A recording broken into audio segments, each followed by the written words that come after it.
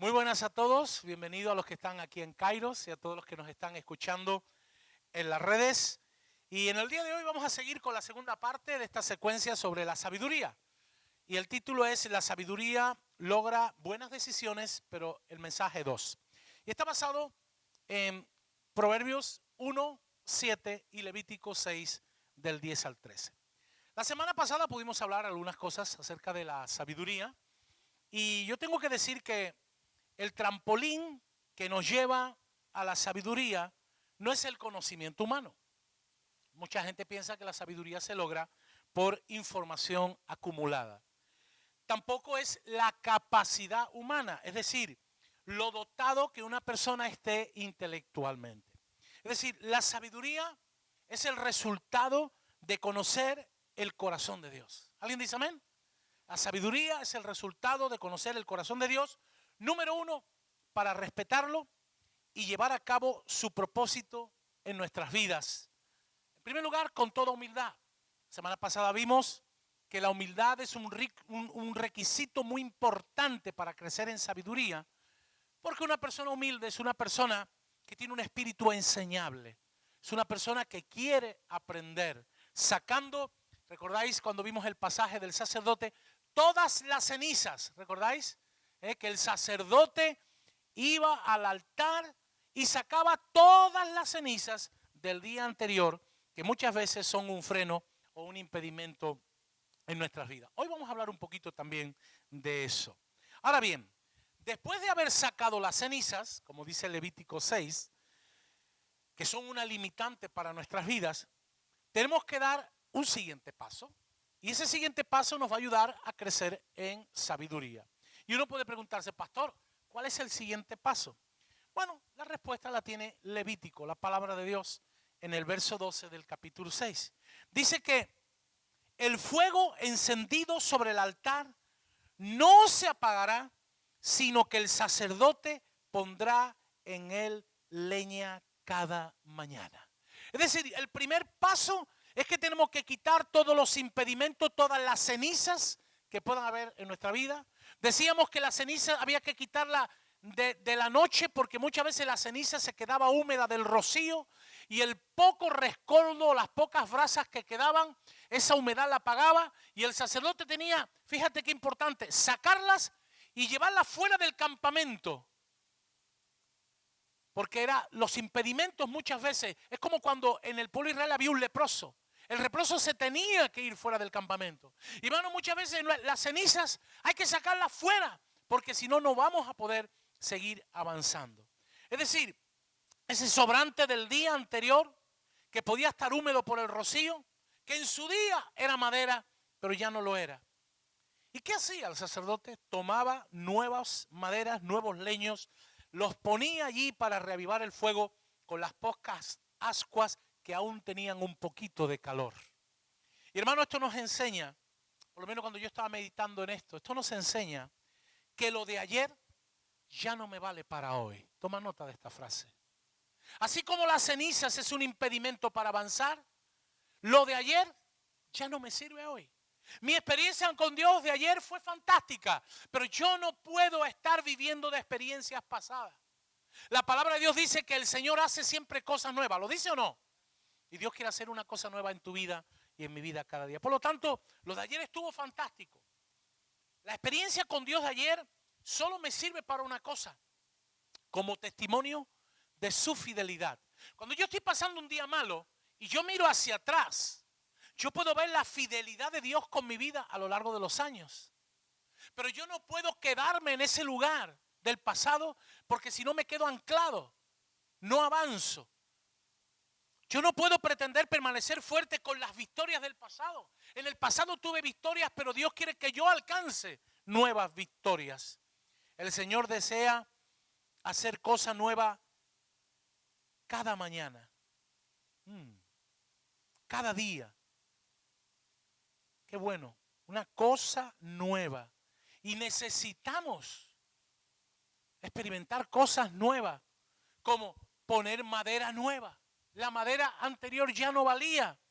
Una madera nueva para que el fuego sea avivado. Mira, hermano, es muy interesante pensar por un momento en la figura del templo del antiguo pacto. La Biblia dice que había un lugar dentro del templo que se llamaba el lugar santísimo. En el lugar santísimo, allí dice la escritura que la llama tenía que permanecer encendida siempre. Y allí había un candelabro de 7 brazos que es conocido como la menorá. Y esa llama tenía que permanecer encendida. Y siempre que en la Biblia tú veas el fuego, está muy relacionado con la intimidad con Dios y con la presencia de Dios en tu vida. Es decir, esa llama encendida es símbolo de la presencia de Dios en medio de su pueblo.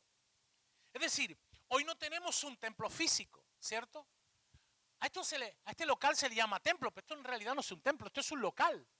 Mañana puede ser una academia, pasado puede ser, yo qué sé, una cafetería. Pero hoy no tenemos un templo físico como se entendía en la antigüedad. La palabra de Dios dice que nosotros tenemos y debemos ser esos templos. En el pasado, los judíos creían que en el templo habitaba la presencia de Dios. Pero ya ese templo dejó de existir. Y lo vamos a ver con algún texto bíblico.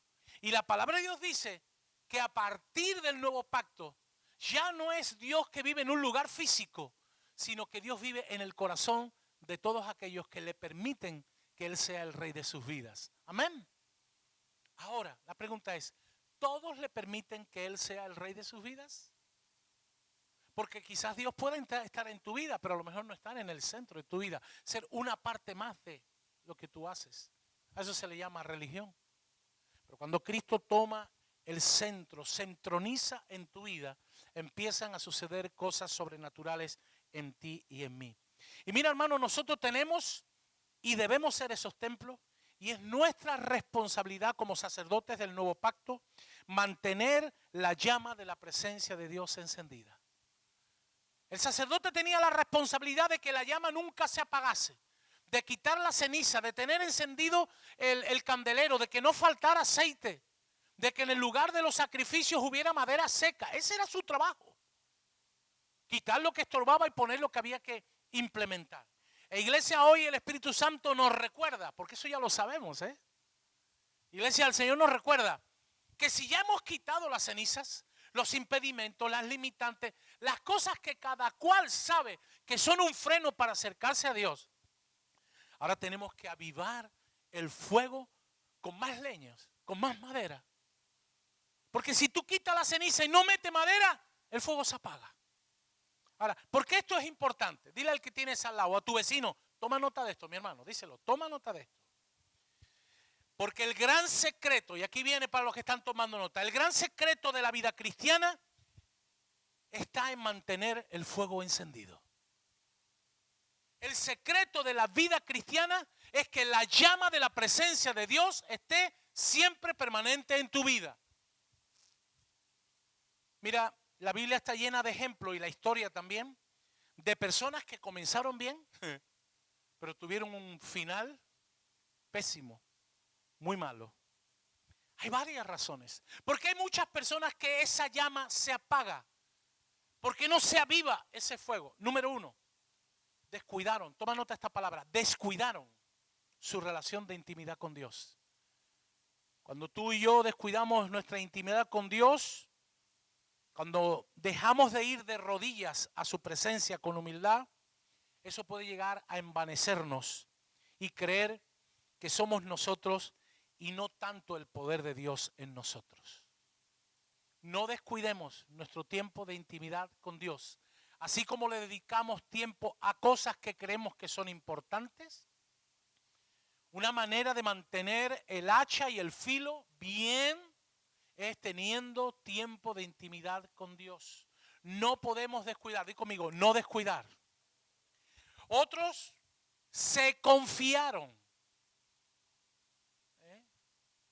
Se confiaron de que tenían reservas suficientes, pero su madera se estaba convirtiendo en ceniza. No, mis experiencias con Dios, sí, pero eso fue de ayer.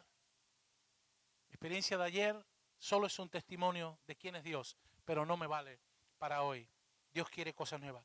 Fíjate, primero descuidan, otros confían y otros creen erróneamente. Es decir, creen mentiras como si fueran verdad. No hay peor cosa que creer una mentira como una verdad. Yo he podido a lo largo de los años ver de personas que creyeron que el ministerio sostenía el altar, cuando es a la inversa. Es el altar el que sostiene al ministerio. Lo que he conseguido en estos años, ¿qué pasará dentro de 10? Yo llego a escuchar eso.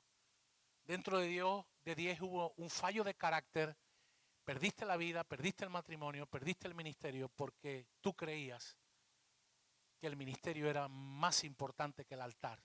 No olvidemos que aunque para que haya fuego es necesaria madera, lo importante es el fuego y no la madera. Parece un trabalengua. El fuego es el resultado de que estamos muriendo cada día más y más para que, como dijo Juan el Bautista, Él crezca y yo mengüe. ¿Quiénes son las maderas? Las maderas somos nosotros. ¿Por qué dice la Biblia un altar y no un escenario?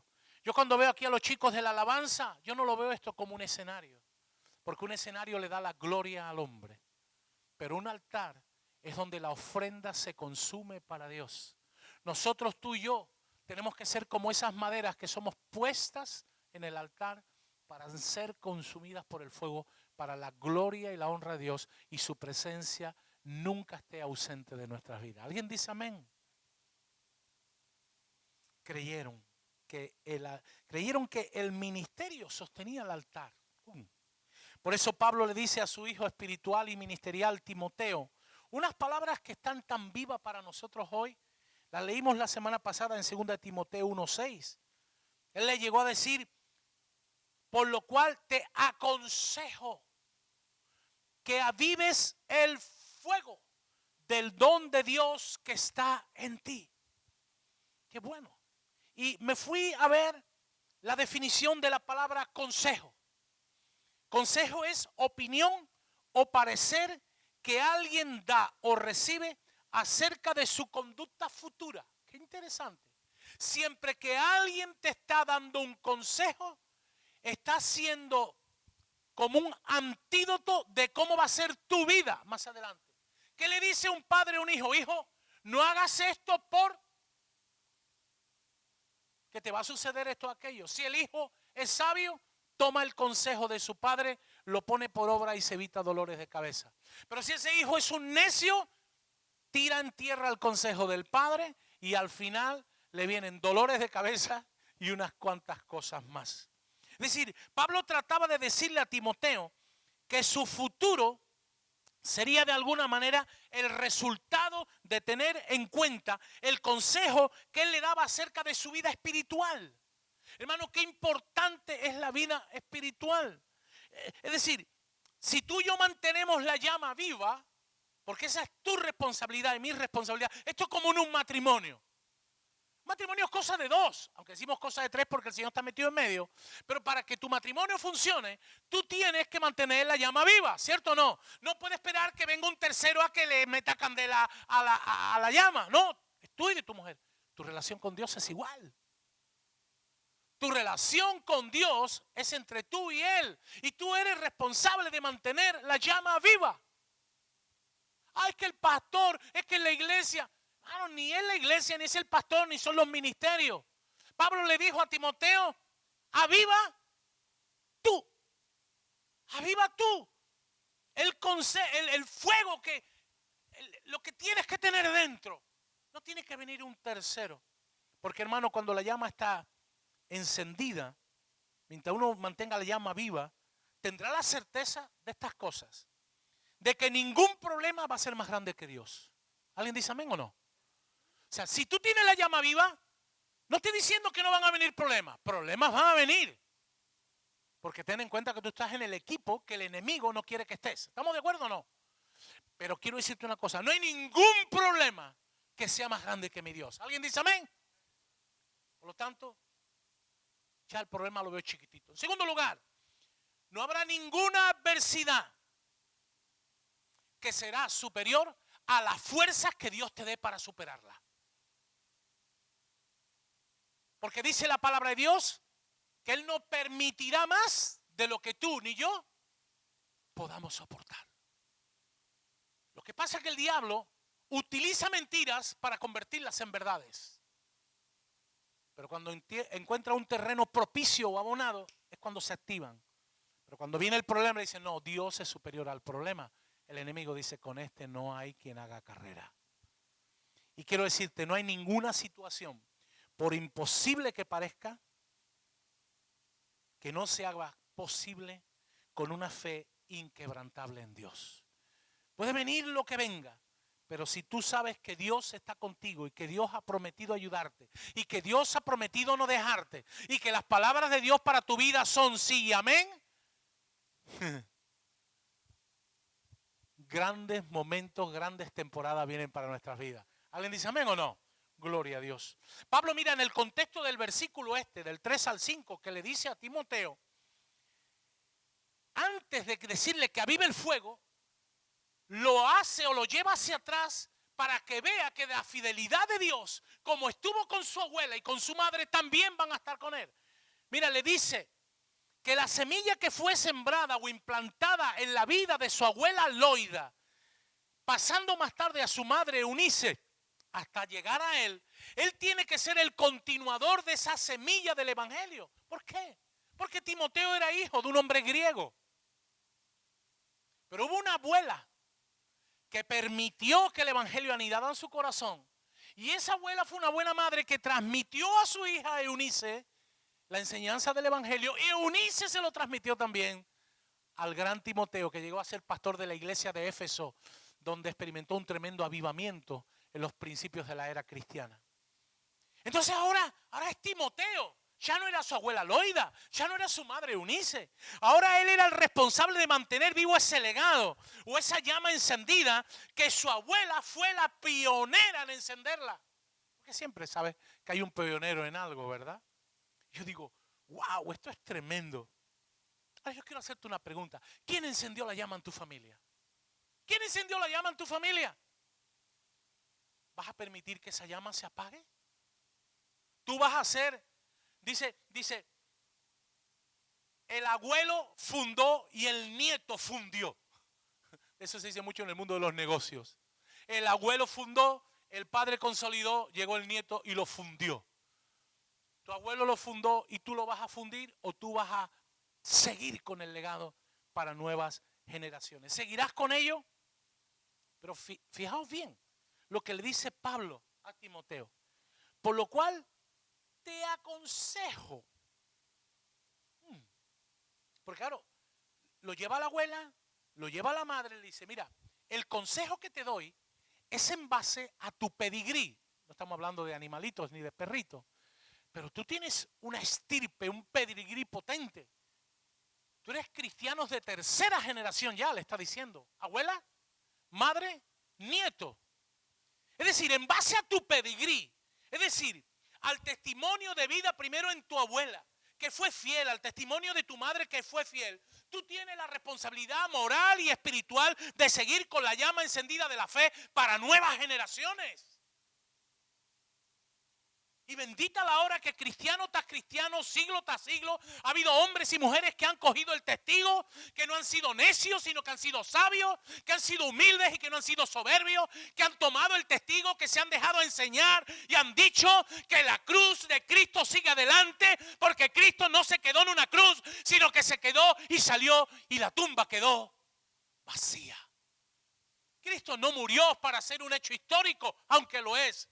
Cristo vino para transformar vida. Le dijo, si eres sabio, Timoteo, si eres humilde, vas a recibir mi consejo y no lo rechazarás neciamente tirándolo a tierra como algo que no tiene valor, porque si no estás tirando también la historia de tu familia a tierra, la de tu abuela que posiblemente sufrió por el evangelio, la de tu madre que tendría buenas discusiones con tu padre griego. No sé si me estoy explicando. ¿Alguien puede decir gloria a Dios o no? Porque esto es para decir gloria a Dios. Hermano, el cristianismo de hoy no nos arriesga la vida. el cristianismo de hace unos siglos nos arriesgaba la vida o nos arriesgaría la vida. Incluso hoy día en el siglo XXI hay países donde ser cristiano te expones a estar en la cárcel o a que un día desaparezca y nadie más te encuentre. Yo digo, Señor, esto es tremendo. ¿Qué poder tiene el evangelio? Porque cuando alguien vive de manera intencional, su vida llega a tener tal trascendencia, más allá del tiempo que le toque vivir en esta tierra, afectando y pasando el testigo a nuevas generaciones. Hermano, nuestra responsabilidad es pasar el testigo a las generaciones que vienen empujando detrás. A todos nos gustaría experimentar y ver el avivamiento de una manera extraordinaria. Algo por lo cual hemos orado, luchado, peleado y trabajado durante décadas. Pero hermano, la palabra lo dice claro, que uno es el que siembra, otro es el que riega, pero Dios en su gracia y en su misericordia manda el crecimiento cuando le da la gana. Porque Dios es Dios. Pero nosotros tenemos que tener la conciencia tranquila que hemos hecho el trabajo. ¿Amén o no? Dale con el codo al que tienes al lado, le dice, ¿estás haciendo el trabajo o qué? Mira, ahora bien, ¿por qué Pablo, no solo aquí, sino en muchos otros textos escritos en el Nuevo Testamento, pone tanto énfasis en mantener el fuego de Dios encendido en nuestras vidas o en nuestro interior? Porque él había entendido que el nuevo templo donde la presencia de Dios habitaría seríamos nosotros sus hijos. No sería un lugar físico. Es por ello que fíjate lo que le escribe a la iglesia de Corinto. Le dice palabras fuertes. Primera de Corintios 3, 16, 17. Dice, ¿no sabéis que sois templos de Dios y que el Espíritu de Dios vive en vosotros? Si alguno destruye el templo de Dios, se está refiriendo al cuerpo. Nosotros tenemos que ser mayordomos, no solo de finanzas, no solo de nuestro tiempo, también tenemos que ser mayordomos de cómo hacemos un uso de nuestro cuerpo. ¿Estamos descansando las horas necesarias? ¿Estamos comiendo lo más sano posible? ¿Tratamos de no comer chatarra? Ahí lo dejo en el aire. Porque aquí yo estoy seguro que todos en algún momento hacemos agua. Tratamos de hacerlo bien, pero hacemos agua. Dice, si alguno destruye el templo de Dios, Dios le destruirá a él. Porque el templo de Dios, el cual sois vosotros, es santo. Y la palabra santo es muy importante en la Biblia. La palabra santo se puede traducir como apartado con un propósito. Es decir, tú fuiste creado con un propósito y hacer otro propósito no es el propósito de Dios para tu vida. No sé si me estoy explicando. Y muchas veces, hermano, se nos olvida que tú y yo hemos sido sacados y rescatados de nuestra vana manera de vivir. Hemos sido un pueblo que no éramos pueblo para ser un pueblo comprado y adquirido. Y gente que no era santa, hoy día es santa a pesar de que pecamos y a pesar de que nos equivocamos. Dile al que tienes al lado, tú eres un santo, aunque te cueste creerlo.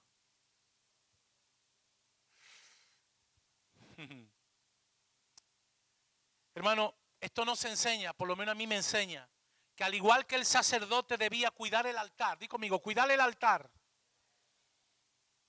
Recordemos que lo que no se cuida, se descuida. Y lo que se descuida con el tiempo, tú no cuides tu matrimonio.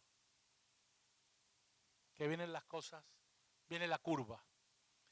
Nosotros cada uno debe cuidar su altar de su relación con Dios. Así como cuidamos otras cosas y cuidamos relaciones que para nosotros son importantes. ¿Por qué muchas veces no se cuida tanto esa relación de intimidad con Dios? Porque posiblemente no se nos ha caído la ficha y la revelación de la importancia que es estar conectada a la fuente. ¿Qué dice el Evangelio de Juan cuando habla de la vid y de los pámpanos? Separados de mí, no dice algunas cosas, nada. Pregúntale al que tienes al lado, a tu vecino, ¿cómo está tu altar? ¿Todavía tienes cenizas? ¿Las piedras están caídas? ¿Está encendido el fuego al 100%? ¿Está limpio de cenizas?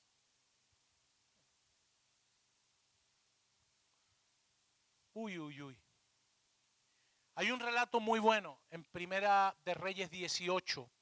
Aunque voy a mencionar solo el verso 30, te animo a leer en casa todo el capítulo 18. Habla de un hombre de fuego. Le llamaban el profeta del fuego. ¿Sabe a quién me estoy refiriendo, no? A Elías. En el capítulo 18, el verso 30 que voy a leer ahora, vemos una escena tremendamente dramática del pueblo de Israel. Sus reyes eran unos impíos, unos malvados, unos profanos. Todos los adjetivos que le diera eran buenos. Acab y Jezabel. Llevaron al pueblo a una total decadencia y entre ellas la decadencia espiritual. Pero Dios no se olvida nunca de su pueblo, aunque haya uno. Dios demostró su poder por medio de un hombre de fuego como era Elías. Y tú me dirás, ¿y Dios para hacer algo grande? Dios para hacer algo grande solo necesita uno, a uno que le crea. Cuando yo leí la biografía de Juan Knox, el avivador de Escocia, cada vez que lo digo, se me quiebra la voz. En un momento tremendo de decadencia en Escocia, Juan Knox dijo, Dios, dame Escocia o me muero. ¿Y sabe qué hizo Dios? Le entregó a Escocia. Porque Dios se toma en serio las oraciones que son en serio. Muchas veces no recibimos posiblemente lo que desea nuestro corazón, porque en realidad no somos conscientes de la dimensión de lo que estamos anhelando. Dame Escocia o me muero. Qué pasión, qué entrega, qué entusiasmo, qué fuego. Y yo creo que hoy lo que necesita el mundo son hombres y mujeres de fuego. Elías confrontó a Israel para que viera que sin fuego y sin altar estaban firmando su ruina y su sentencia de muerte. Hermano, un cristiano que no tenga fuego y no tenga altar está firmando su sentencia de muerte. Dice el texto 18:30. Entonces Elías dijo a todo el pueblo, acercaos a mí. Y fijaos, y todo el pueblo se acercó. Dice, y él, Elías, arregló el altar que estaba arruinado. Dice que el altar tenía 12 piedras conforme a las 12 tribus de Israel. ¿Qué hizo Elías? Lo mismo que hace Dios con nosotros. Elías le dijo, acercaos. ¿Qué hace Dios? Dios toma la iniciativa y nos dice, acercaos a mí. Acercaos a mí. ¿Para qué? ¿Para qué Dios quiere que tú y yo nos acerquemos? Para hablarnos al corazón.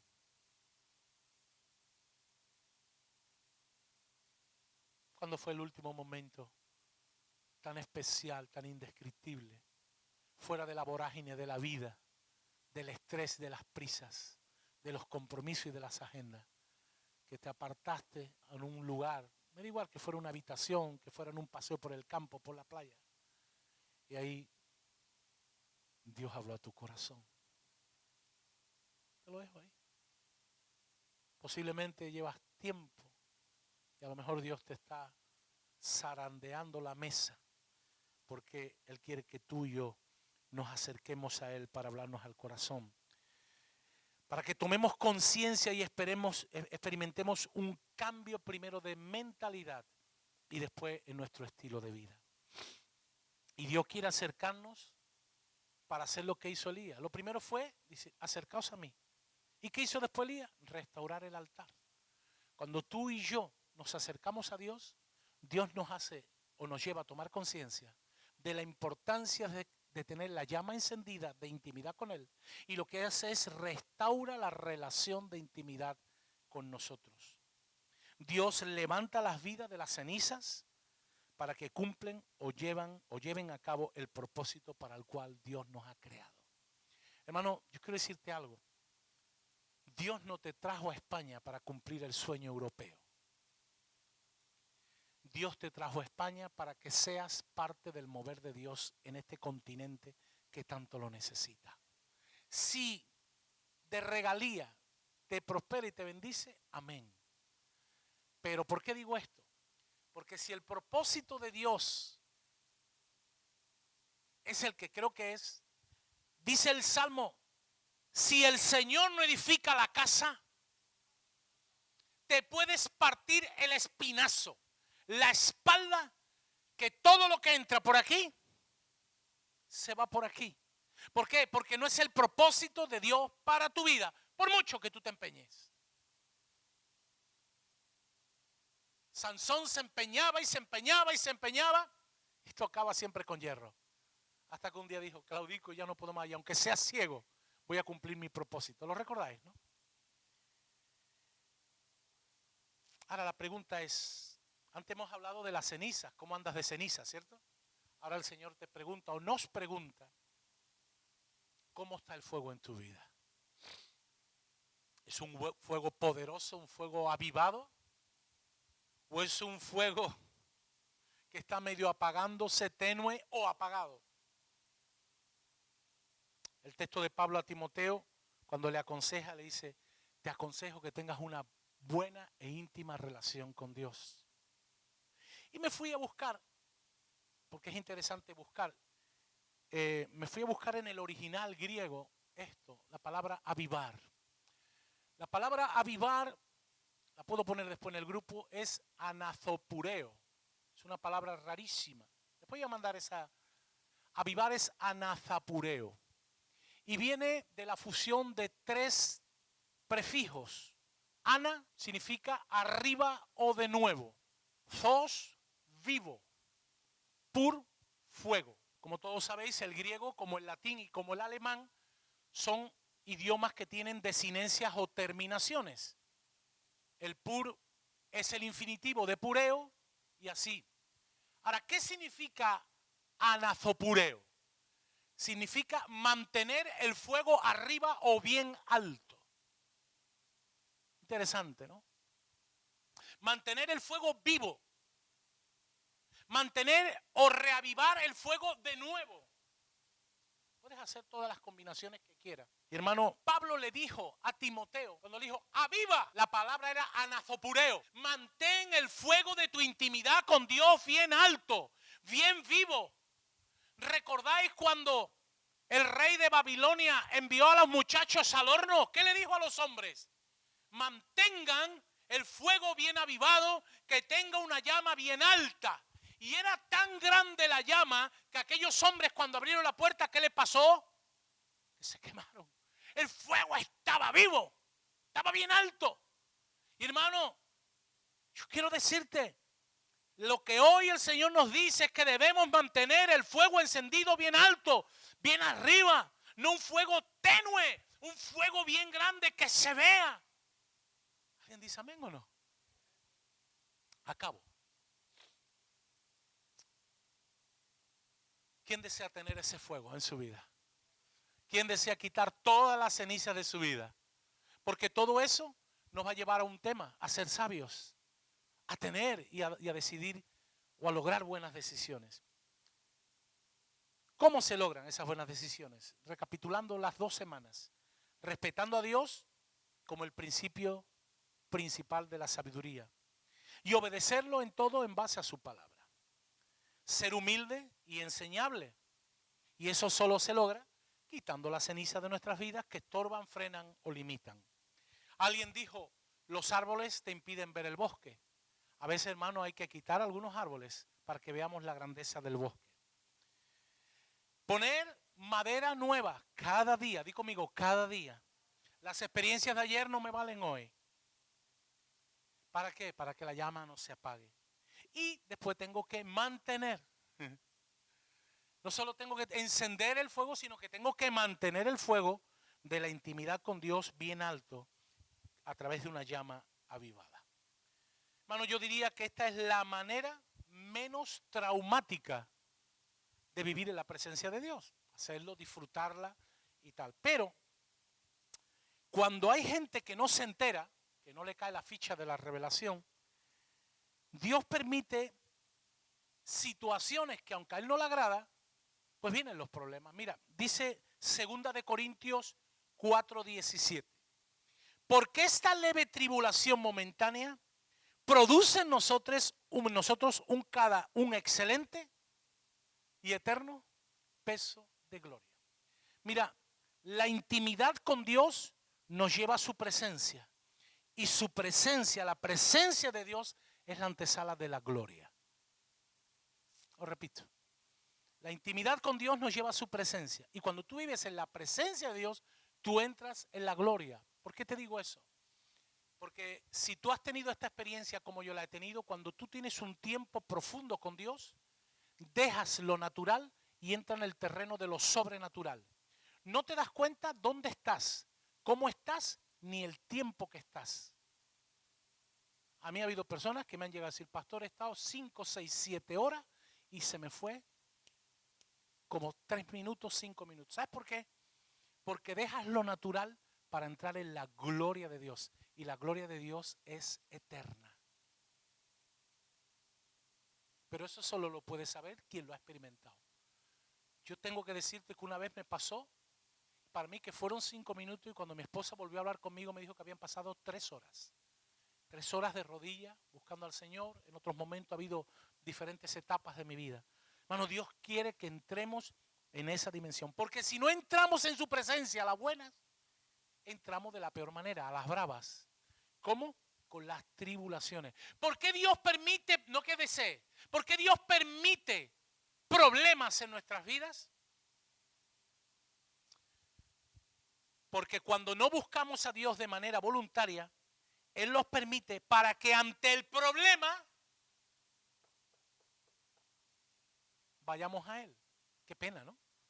Cuando lo tenemos 24 horas, 7 del día, 7 días de la semana, vamos cuando nos llega el problema. Y entonces su gloria se manifiesta, la llama se enciende y nuevamente somos avivados. Somos como un poquito tercos. Yo muchas veces digo que el pueblo de Israel o el pueblo cristiano se parece mucho al pueblo de Israel. Acabo con una historia muy interesante que un poquito tipifica esto de los problemas.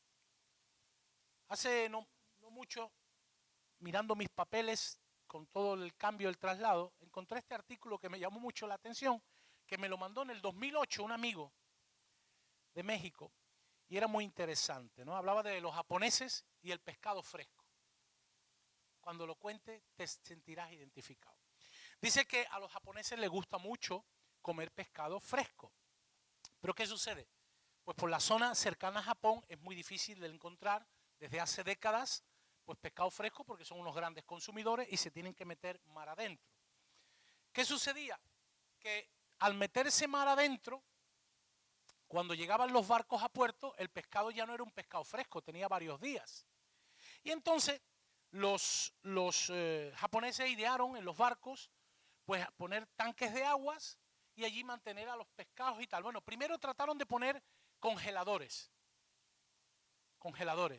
Y cuando llegaban, claro, pescaban, metía el pescado en el congelador, pero cuando los japoneses comían el pescado congelado, decían, no sabe igual que el pescado fresco.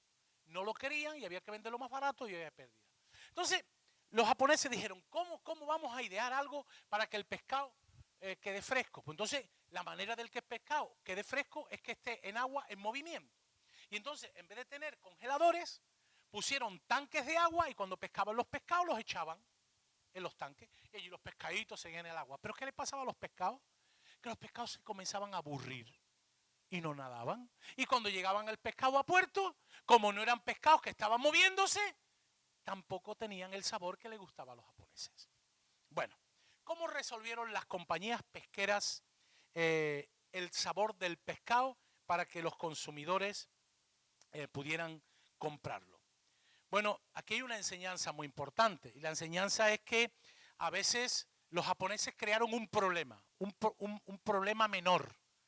Muchas veces las personas están normal, como he dicho antes, de vivir en la presencia de Dios y a veces Dios permite un problema para que ese problema nos haga reaccionar, nos avivemos y cumplamos el propósito. Bueno, pues estos japoneses siguieron manteniendo los tanques de agua, pero ¿qué hicieron? Echaron un tiburón pequeño dentro del tanque. Claro, al meter un tiburón pequeño dentro del tanque en el barco, tú me dirás, ¡ay, algunos pescados se comían! Sí, bueno, había que sacrificar algunos.